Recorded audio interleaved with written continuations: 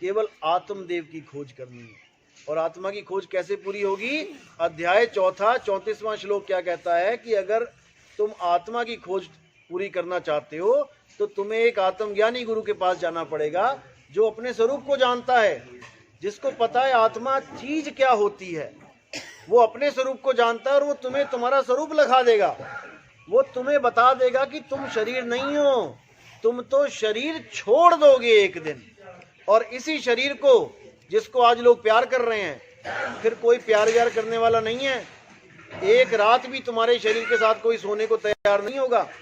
भूत भूत करके चुड़ैल चुड़ैल करके भाग जाएंगे सारे, और उठा के क्या करेंगे? अगले ही दिन जला देंगे या दफना देंगे। आज तुम्हें अपनी कीमत बहुत ज्यादा लग रही होगी कि मैं तो बहुत सुंदर हूं, मैं तो बहुत ताकतवर हूं, मैं तो हट्टा कट्टा जवान हूं। मिट्टी की ढेरी के सिवा कुछ नहीं होगा। 60-70 किलो की लाश होगी, 4 बंदे उठाएंगे, 2-4 गुब्बारे लगा देंगे आसपास और उठा के तुम्हें स्वाहा कर देंगे। इससे ज्यादा तुम्हारी कोई हैसियत भी नहीं है इस दुनिया में। जिसको हम मान के बैठे हैं कि मैं यहाँ का चौधरी हूँ, मैं यहाँ का प्रधान हूँ, मैं यहाँ का मंत्री हूँ, मुख्यमंत्री हूँ, कुछ नहीं हो। कब तक हो? जब तक ये आत्मदेव, जैसे ये माइक कितना इंतजाम था, कब तक था ये? जब तक करंट था। करंट चला गया, कर दिया ना साइड को इसको। अगर करंट ना जाता तो इसको साइड करता कोई? कोई ना करता। तो कीमत किसकी थी? इसकी थी। लाख रुपए का लगा दो माइक, लाख रुपए का माइक लगा दो, बिना बिजली के ऐसे कर देंगे इसको साइड में। इसी प्रकार कितनी तुम सुंदर बन जाओ, कितनी तुम सज सवर लो, 1-1 10-10 लाख के हीरे पहन लो, तुम्हारी कीमत मिट्टी से ज्यादा कुछ नहीं है। जब तक आत्मदेव का कनेक्शन तुम्हारे साथ है, ये देखो हाथ चल रहे हैं, ये मिट्टी भाग रही है, मिट्टी खा रही है, मिट्टी पी रही है, सब कुछ कर रही है ये मिट्टी, केवल आत्मदेव के कनेक्शन की वजह से, यानी करंट की कनेक्शन की वजह से। करंट गया, ये सब बेकार है, जीरो है। पूरी रात पड़ा रहे ऐसे, आवाज निकलने वाली नहीं। ऐसे ही शरीर में से आवाज नहीं निकल सकती अगर तुम्हारा आत्मदेव तुम्हारे साथ, तुम्हारे शरीर के साथ कनेक्ट नहीं है तो इस मिट्टी के शरीर को चलाने वाला कौन है? आत्मदेव।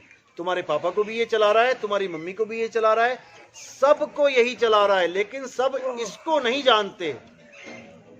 किसको जानते हैं? शरीरों को जान रहे हैं। शरीरों की कीमत डाल के बैठे हैं। और शरीर क्या है? मिट्टी की ढेर से ज्यादा कुछ नहीं। इसीलिए साहिब बार बार समझा रहे हैं कि भाई आत्मदेव को जान लो। आत्मा ही सत्य है, आत्मा ही सनातन है, आत्मा ही पुरातन है, आत्मा में ही परमात्मा का वास है। जैसे फूलों में ही सुगंध का वास है।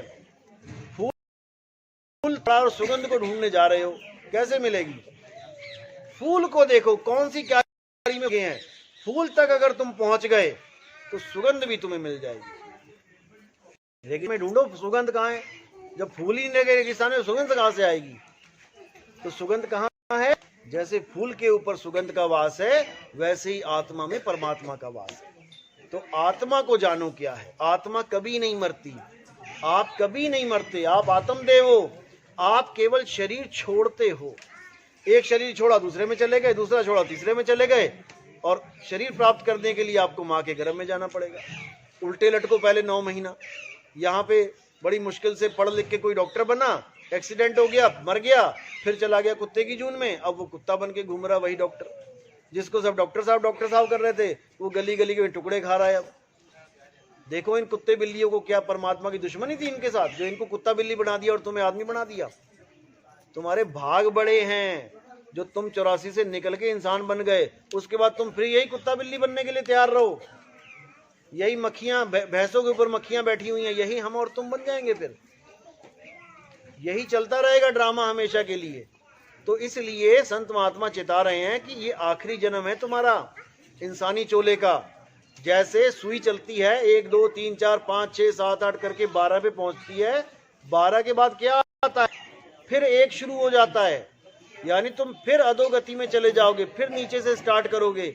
मक्खी मच्छर कीड़े मकोड़े पता नहीं क्या क्या बनते बनते बनते बनते फिर जाके तुम्हें कितने सालों के बाद, कितने युगों के बाद, देखो बिजली आ गई, फिर काम पे लग गया ये। ऐसी तुमने एक बार शरीर छोड़ा, दूसरे शरीर में आ गए, अब इसकी कीमत फिर पड़ गई। यानी कि जिस शरीर में तुम रहोगे उसकी कीमत पड़ जाएगी, जैसे ही शरीर छोड़ दोगे तुम्हें उठा के फिर किनारे कर दिया जाएगा। इसलिए अहंकार में नहीं रहना है, अपनी आत्मा को जानना है। आत्मा ही सत्य है। आत्मा के अलावा सब झूठ है, क्योंकि आत्मा के अलावा सब माया है। माया का क्या मतलब होता है? माया का मतलब केवल औरत नहीं होता। कई लोग कहते हैं माया का त्याग कर दो, यानी कि घरवाली को छोड़ के भाग जाओ। अच्छा जी, माया का मतलब होता है माया माया सब कहे, माया चीने ना कोई, जो मन से ना उतरे माया कहिए सोई। जो तुम्हारे मन के ऊपर चढ़ी बैठी है ना, वो है माया। जैसे किसी का मोबाइल में गेम नहीं छूट रहा, रात भर लगा हुआ है पबजी खेलने में, अब वो पबजी गेम ही माया है उसके लिए, उसके मन के ऊपर चढ़ के बैठ गई है। और वो कई लोग तो ऐसे हैं, देखा था मैंने, एक लड़का कहता, मैंने उसको बोला कि जहर क्यों खाया? कहता मेरे पापा ने मुझे गेम खेलने से रोक दिया। पापा ने गेम खेलने से रोक दिया, मोबाइल में वो जहर खा के बैठ गया। इतनी प्रबल है ये माया। तो जो आदमी जिसके चक्कर में पड़ा है उसके लिए वो माया है।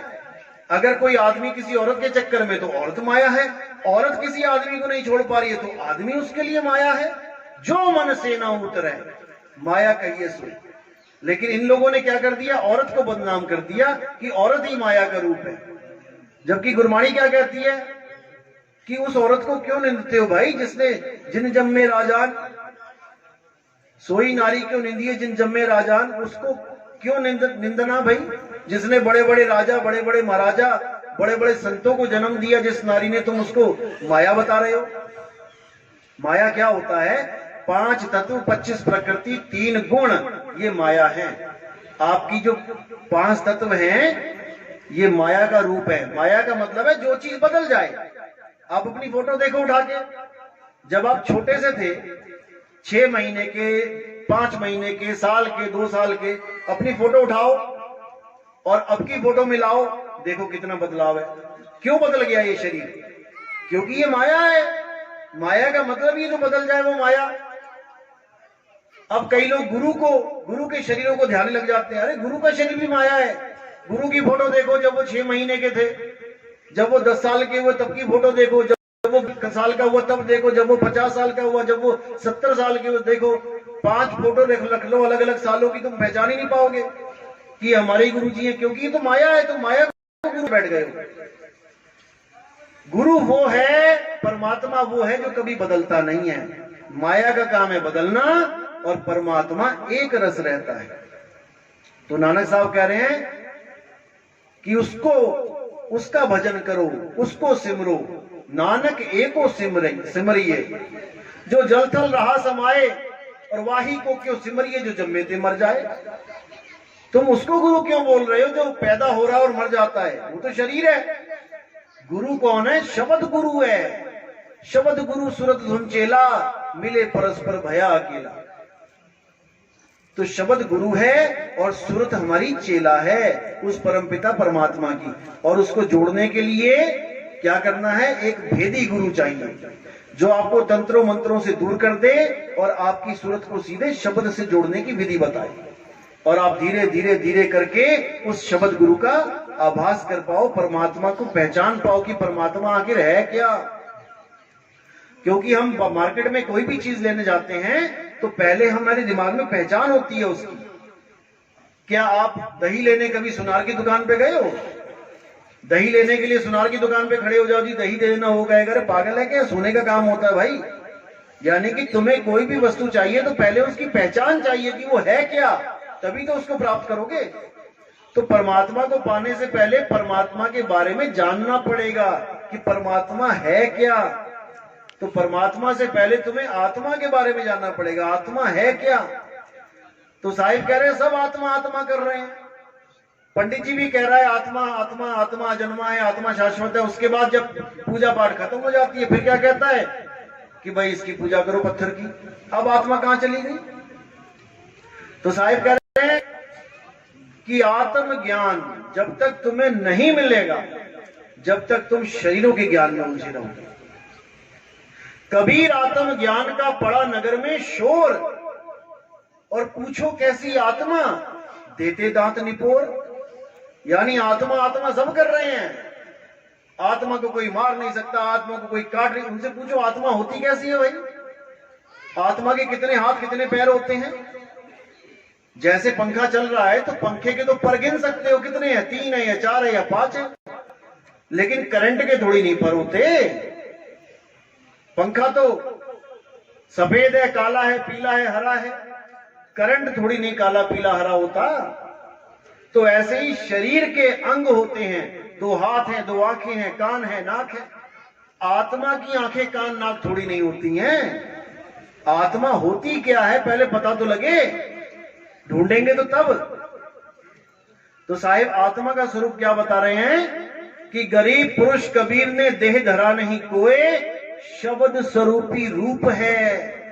ये जो हमारे शरीर में से जो आवाज निकल रही है, ये आत्मा की आवाज है।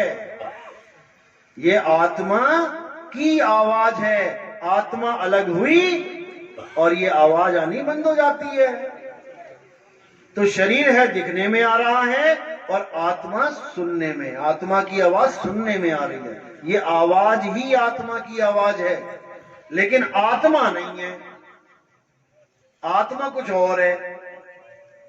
आत्मा की आवाज कुछ और चीज है, आत्मा कुछ और चीज है। जैसे टीवी में प्रोग्राम आते हैं, अंग्रेजी में, हिंदी में न्यूज देखते हो, फिल्म देखते हो, तो वो आवाज कहां से आ रही होती है?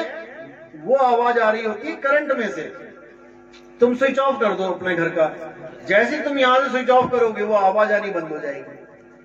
तो इस आवाज में और करंट में क्या फर्क है? करंट की आवाज में और उस फिल्म के गाने की आवाज में क्या फर्क है कि वो तो हमें इन कानों से सुन रही है आवाज, और वो जो चीज है वो तुम्हें कहां सुनेगी?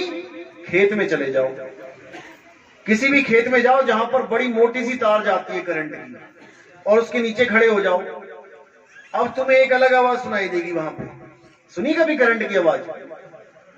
कोई बड़ी तार हो ना, 55,000 की लाइन, 60,000 की लाइन, 40,000 की लाइन जाती है, तो उसके पास एक आवाज आती है, चर, ऐसी आवाज आती है। नहीं सुनी आप लोगों ने कभी? हाई वोल्टेज जो तार होती है उसके पास जाके देखना। उस आवाज की वजह से टीवी में से 3600 आवाजें आ रही हैं। हिंदी भी बोल रहा है टीवी, पंजाबी भी बोल रहा है, जो जिस देश का चैनल लगा दोगे वो चैनल बोलने लग जाएगा। किसकी वजह से? उस एक आवाज की वजह से। तो वो एक आवाज है आत्मा की आवाज, और ये जितनी भी भाषाएं निकल रही हैं वो आत्मा की असली आवाज है, और ये आत्मा के द्वारा उत्पन्न नकली आवाज है। इसको कृत्रिम आवाज बोला जाता है, कृत्रिम शब्द बोला जाता है। गुरबाणी कहती है, कृत्रिम नाम कथे तेरे जीवा, सत्य नाम तेरा परापुर बला। यानी जीभ से बोलने वाले तेरे जितने भी नाम हैं वो कृत्रिम यानी नकली नाम है, और ये सारी दुनिया इन नकली नामों का जाप कर रही है। लेकिन सतनाम तेरा परापुर बला, जो तेरा सतनाम है परमात्मा, वो कुछ और चीज है, वो बिना गुरु के नहीं मिलता। इसीलिए उसको गुरु प्रसाद बोला है।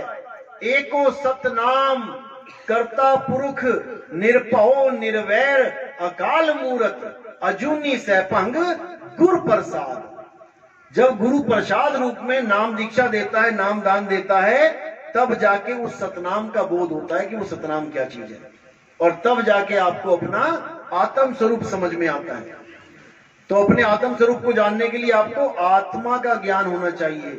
गीता में बोला गया कि जो भी आदमी, जो भी मुझे शरीर रूप में मान के मेरी पूजा करता है, यानी कृष्ण जी के 2 आंख, 2 कान, 2 नाक, हाथ, वो मुझे प्राप्त नहीं कर सकता, क्योंकि वो मेरे कपड़ों की पूजा कर रहा है। हे अर्जुन, ये जितने भी शरीर हैं ये आत्म देव के कपड़े हैं, आत्मा के कपड़े हैं शरीर, और हर आदमी शरीरों की पूजा कर रहा है, यानी कपड़ों को पूज रहा है। जिसने कपड़े पहन रखे उसको नहीं जानता। तो उसको जानने के लिए आपको एक आत्मज्ञानी गुरु चाहिए जो आपको आत्मा का लखाव कराए। चलो।